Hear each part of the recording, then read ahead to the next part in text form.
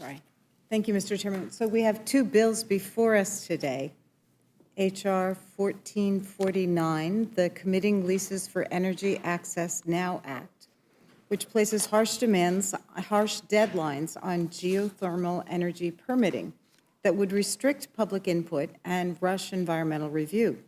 I'm really encouraged that we now have bipartisan interest in accelerating the development of geothermal energy in the U.S., and I sincerely hope that this bipartisanship can be carried through to develop reforms to expedite the development and deployment of geothermal and other clean energy sources. However, like many of the so-called reforms that have been advanced by House Republicans over the past month, this bill offers only a blunt remedy to what is a very challenging and technical problem. Putting a 30-day limit on project reviews doesn't really solve any of the core issues with the geothermal permitting process. These applications are lengthy and complicated and therefore require review proportionate to their complexity.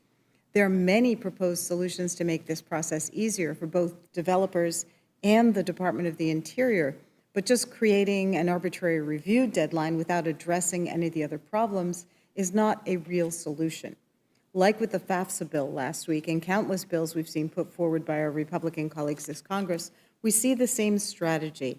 Instead of supporting legislation to make federal agencies work better or faster or be more accountable to the people they're designed to serve, House Republicans use the government's failings as an excuse to further undermine the government's capacity to do its job. This political strategy and the bills that have followed are both unwise and disingenuous and only worsen the problems they claim to solve.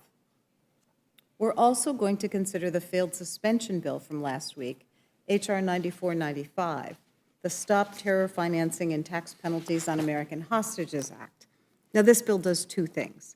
First, it would stop the IRS from imposing fines and penalties on American hostages for late tax payments while they're being held in captivity. We should all support that. But that piece of this bill already passed the Senate, and that's what we should be voting on today, the Senate bill. In fact, a House member already introduced the bill to do it, H.R. 7791, the Stop Penalties on American Hostages Act. Why not bring that to the floor for a vote and send it to the president's desk right away?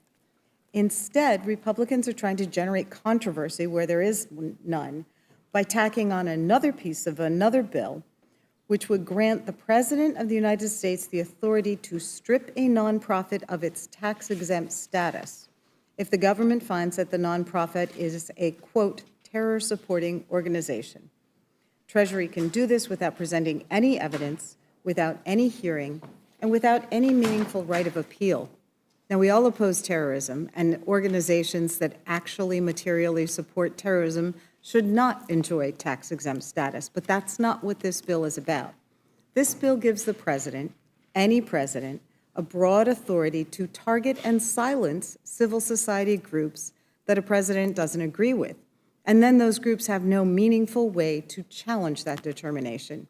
It's really rich to see Republicans line up behind this bill when not that long ago, they were all up in arms over allegations, which were later proven to be false, that the Obama administration's IRS had allegedly targeted conservative nonprofits. So this is just taking it to another level.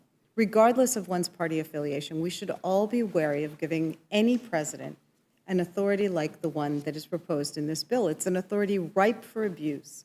The definitions are too vague, and its due process is lacking.